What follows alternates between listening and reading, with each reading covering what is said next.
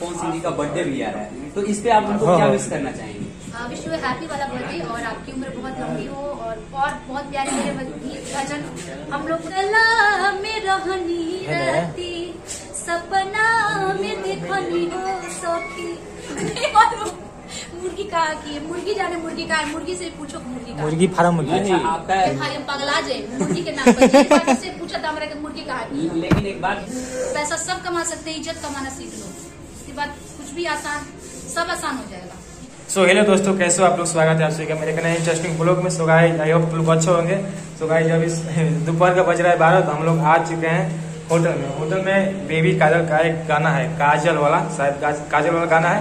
तो आज 1 मिलियन चला गया है गाइस, उसके खुशी में केक कटने वाला है। तो आप लोग कंटिन्यू ब्लॉग में बने रहेगा और चलिए आप लोग काजल बेबी से मिलाते हैं और आप लोग कंटिन्यू ब्लॉग में बने रहेगा और देख चलते हैं केक कटने वाला है होटल में। तो अभी मैं होटल में आ चुका हूँ, अभी चलते हैं डायरेक्ट काजल बेबी का केक कटेगा। तो आप लोग कंटिन्यू ब्लॉग में बने रहेगा और चलिए सब्सक्राइब, चलिए फटाफट लेकिन चलते हैं ब्लॉग को स्टार्ट करते हैं। इसे नहीं मिलेगा ना, अपना जगह छोड़िएगा तब ना किसी को काम मिलेगा।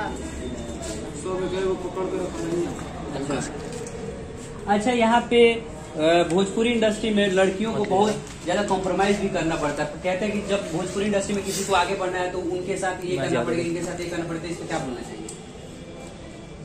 कहने से क्या होता है, देखिए आपको करना है, आप नहीं करना चाहिए जबरदस्ती करा देगा, ऐसा थोड़ी होता है। हम नहीं करेंगे तो नहीं करेंगे। अब लड़कियां गलत हैं, लड़के गलत नहीं है।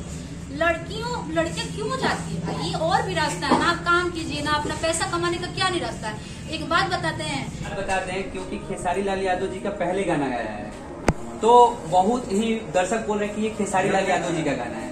तो इसमें मतलब आपका कुछ रिएक्शन होगा कि ये खेसारी लाल यादव जी का गाना है या प्रमोद प्रेमी का गाना है?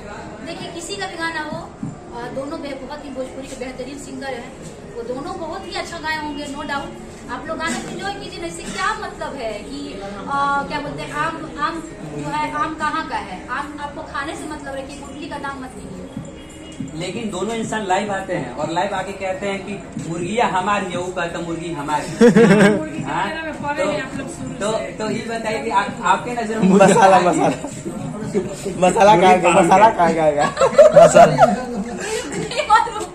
मुर्गी कहा की मुर्गी जाने मुर्गी का मुर्गी से पूछो मुर्गी फार्म मुर्गी। अच्छा, आपका ये जब गजारवा लगा, इतना साफ सुथरा गाना है, आगे आपका आने वाला प्रोजेक्ट थोड़ा सा हम लोगों को बता दीजिए। गाना गा दीजिए। मेरा इसी गाने से प्रोजेक्ट आ रहा है, आया है, आज रिलीज हुआ है। गाना गा के सुना दीजिए। हाँ, गाना कि सुतला में रहनी रहती सपना में देखनी हो सखी, सपने में अभी राजकुमार गोना। ये गाना आज रिलीज हो गया है और ये गाने को तो प्यार मोहब्बत मिली है। गा दीजिए। तो दर्शक से मैं कहना चाहूंगा कि आप लोग सिर्फ अश्लील गाना को ही मत सुनिए, साफ सुथरा गाने को भी सुनिए। तो जाते जाते दर्शकों से क्या कहना चाहेंगे? नया साल आने वाला है, तो नया साल की बहुत बहुत शुभकामनाएं आप सभी लोगों को। आशा करती हूँ कि जो काम आप लोग नहीं कर सके वो 2023 आप करिए और सफलता आपके कदम को चूमे। और बस स्वस्थ रहिए, मस्त रहिए, कोरोना बढ़ने वाला है तो सेफ रहिए और फैमिली के साथ रहिए। नया साल का बात आया तो नया साल में भोजपुरी इंडस्ट्री के पावर स्टार पवन सिंह जी का बर्थडे भी आ रहा है, तो इस पे आप उनको क्या विश करना चाहेंगे?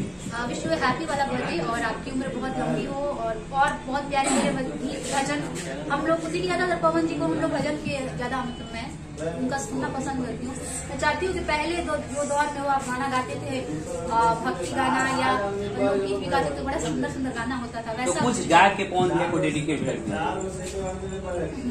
पियर देहिया पियर साड़ी पियर सरसों फुलायल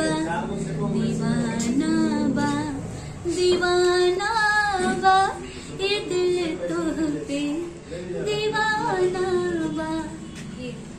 तो मैं आप सबको बोलूंगा कि बेबी काजल जी का अच्छा गाना है भोजपुरी इंडस्ट्री में, तो आप इनको सपोर्ट करिए। और जाते जाते मैं दर्शकों से ये भी कहूंगा कि साफ सुथरे गाने को सपोर्ट करें, असली गाने को ना करें।